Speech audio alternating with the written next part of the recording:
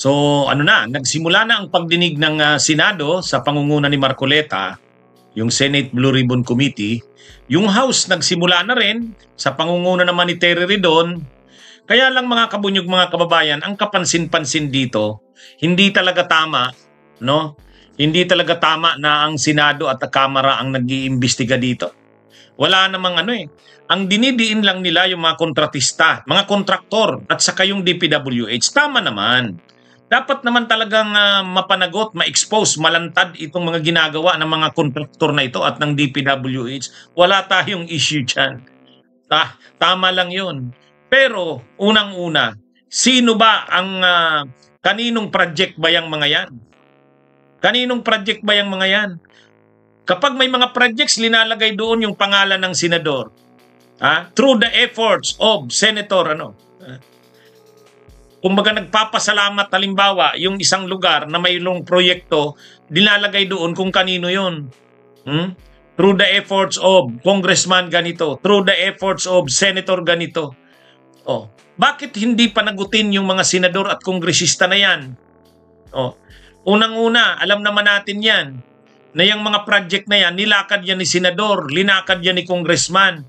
At sinabi na nga mismo, halimbawa, nila Mayor Magalong at ng lahat ng resource persons dyan, ang naglalagay ng kontraktor dyan, yung kongresista at yung senador na may lumakad ng pundo na yan. Kaya nga dyan nagkakaroon ng kickback. O bakit ngayon, walang lumalabas na papel ang mga senador? Sila pa yung parang bayani dito. Sila pa yung parang bida dito. Tulad dun sa pagdinig ng Senado kanina. Imagine nyo yan. Sila Bungo, sila Mark Villar, sila Jingo Estrada, sila Joel Villanueva. Sila pa yung mga bida kanina. Pinagagalitan nila yung DPWH, pinagagalitan nila yung mga kontraktor. Tama lang naman.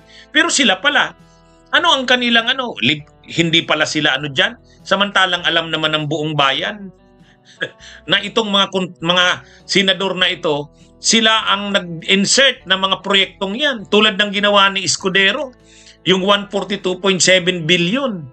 Kanyang insertions yun. Ganon din si Saldico. Yung mga insertions nila. Para kanino yon? 12 billion sa probinsya ni Joel Villanueva. 3 billion para kay Bongo. Yan yung mga nakalagay doon. Kahit yung mga distrito ng mga kongresista, ang naglalagay dyan ng mga proyekto, mga kongresista. Ngayon, yung mga flood control na yan sa mga distrito, ang lumakad niyan yung mga kongresista. O ngayon, sila rin ang naglalagay dyan ng mga kontraktor. Kaya itong mga kontraktor na ito, bata lang naman ito ng senador. Bata ito ng kongresista. Hindi naman yan magiging kontraktor niyan kung hindi yan ang ginusto ng senador o ng congressman na lumakad ng pundo na yan. Malinaw dyan ang mga sabwatan. Bakit ngayon, sa sabwatang ito, hindi lumalabas yung sabwat, yung papel ng congressman, yung papel ng senador. Kaya ang nangyari dito, galit pa ngayon yung mga senador.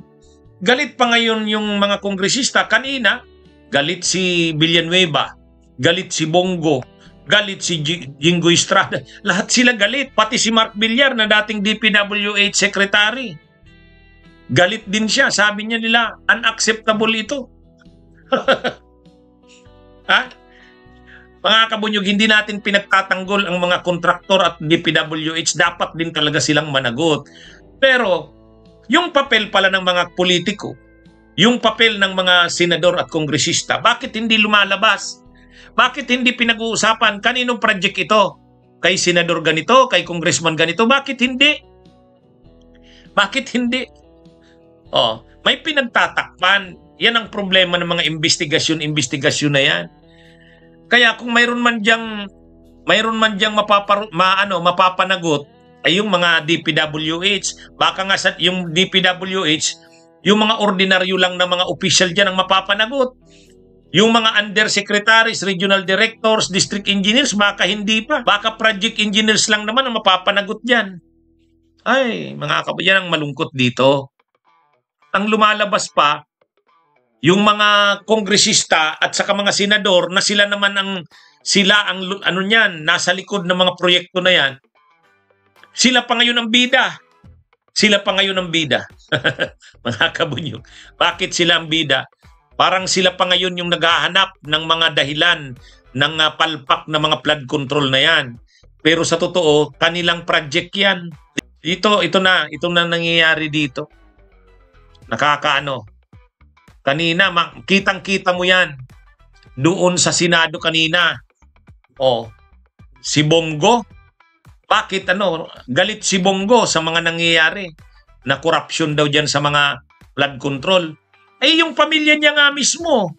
Sila mismo ang maraming mga project sa flood control doon sa Davao. Paano na ngayon yung si Pulong Duterte na may 51 billion na hawak na projects, karamihan doon flood control. Anong nangyari doon? Bakit hindi siya pinapanagot doon? Yun ang problema natin. Parang katulad din yan kay Sara Duterte. Ang daming ginawang mga katiwalian, pang-aabuso sa pundo ng bayan, pero hindi pinapanagot. Pinatay pa nga ng Korte Suprema ang impeachment. Ganun din ang ginawa ng Senado. Dito na naman sa flood control na to. Alam naman natin na hindi naman magkakaroon ng kontrata yung mga kontratista na yan kung hindi dahil sa congressman at senador. Yung mga district engineers ng DPWH, yung mga regional directors, hindi naman yan, implementing lang yan ng proyekto, pero ang lumakad ng proyekto na yan, sino ang naghanap ng pondo niyan na masiguradong may funding yan? Yung congressman at senador. At kapalit niyan, yung congressman at senador, siya ang maglalagay ng ng kontraktor niyan. Kaya yung kontraktor na yan, kadikit yan. Kakilala yan ng congressman o kaya kanila mismo yan. Yan ang totoo. Bakit sila ngayon hindi na-i-involve na dito? Bakit walang involvement ng politiko dito? Hindi lumalabas yun. Na sila naman ang pinakapunot dulo niyan. Ay, mga kabunyog. May narinig ba kayo? May narinig ba kayo na politiko na nai-involve dito sa mga proyektong ito? Wala. May naririnig ba kayo na lumalabas na pangalan ng mga politiko? Si ganito pala ang nasa likod nito. Si ganito ang nasa likod nito. Wala. Ang lumalabas, DPWH, kontraktor, yan yun. Yung kontratista sa DPWH, pagdating sa politiko, wala. Ligtas ang mga politiko dito. Paikutin na naman ang taong bayan ng mga senador na idadaan lang tayo sa galit daw. Sabi ni Jinggoy Estrada, nakakadiri kayo. Mga kabunyog, minumura ni Jinggoy Estrada yung mga kontraktor at saka DPWH. Sabi niya, nakakadiri kayo. Sa aming taong bayan, hindi lang yung kontraktor, hindi lang yung DPWH ang nakakadiri. Kahit kayong mga senador at kongresista, nakakadiri din kayo. Kaya lang hindi ninyo linalabas yan sa investigasyon nyo eh. Hindi nyo linalabas yan sa ninyo. Bakit hindi lumalabas yung ganun? Bakit hindi nyo siya sa atin? Mula sa bakit ang investigasyon nyo? Paano ba tong pondo na to? Saan to galing? Paano nagkaroon ng ganyang pondo? Bakit ganyan ang sinong naglagay ng pondo na yan dyan? Di ba? Dapat malaman yun. Ang nangyayari dito, nakikita mo, nagmumura si Jinggoy. Sabi ni Jinggoy, nakakadiri kayo. Lahat sila. Pero ang totoo, kanino bang mga proyekto yan? Sa kanila yan. Sinong naglagay dyan ng mga contractors na yan? Sila rin yan. Mga politiko ang dyan. Hindi naman magdidesisyon ang district engineer kung sino ang ilalagay na contractor dyan. Ang district engineer, kukonsultahin niya yung boss niya, yung congressman. Boss, sino po bang contractor natin dito? Kanino natin to ibibigay? Yun. Ang nakakaano ngayon, lahat tayo dinadala tayo na ang may kasalanan dito, yung DPWH at saka yung kontraktor. Totoo yun. Bahagi sila ng na yan, sabwata na yan, mga kapalpakan na yan. Pero ang simula niyan, politiko, yung mga senador, mga kongresista. Sa kanila yan. Malaki rin ang kanilang pananagutan dyan. Ito yung malungkot na dito sa nangyayaring ito. Kaya, tama si dating Senate President Drilon.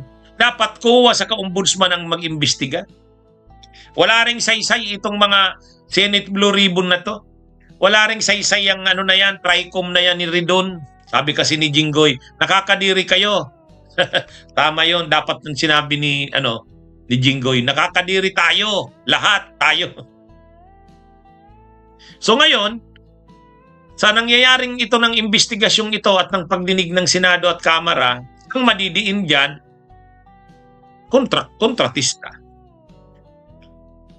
Ipapakita sa atin ngayon yung kagarapalan ng DPWH sa mga kongresista, ay ng kontratista. Pero paano yung mga senador, mga kongresista? Kanila yan eh. Dito na sana dapat pumasok si PBBM. Dito na dapat pumasok. Kaya dapat ang anuhin na dito ni PBBM masigurado na yung mga mapanagot. Kung ang mapapanagot din lang yan DPWH, ang una, i-reshuffle ang DPWH. Kung ikaw yung district engineer dito, narinig ko na yung sinabi ni Secretary Bunuan ng DPWH. I-rotate daw ang mga district engineers. I-rotate nyo lang po. I-rotate lang naman pala eh. So anong silbi niyan? Anong saysay niyan? Wala. Wala talaga ito mga kabunyog. Nakakalungkot yan. Okay, i-expose nila yung mga kontratista at DPWH para sila malibre. Pero ang totoo, sila mismo, sila yan. Malaki ang pananagutan nila dyan ng mga politiko. Kaya lang, hindi lumalabas sa investigasyon. Bibilib tayo kila Marcoleta kung lalabas dyan. Kaninong project ba to? Sinong naglakad ng project na yan? Sinong senador? Sinong congressman? O ganun. Pero yung yan, wala. Wala yan. Okay? Sige mga kabunyog, mga kababayan. Magandang araw sa inyong lahat. Bunyog, bunyog, halikan na kasama ka. Bunyog, kapag buklod ay may pag-asa. Luzon, Visayas, Mindanao, isa ang pananaw. Sa bagong Pilipinas ang bunyog isisigaw. Bunyog, bunyog.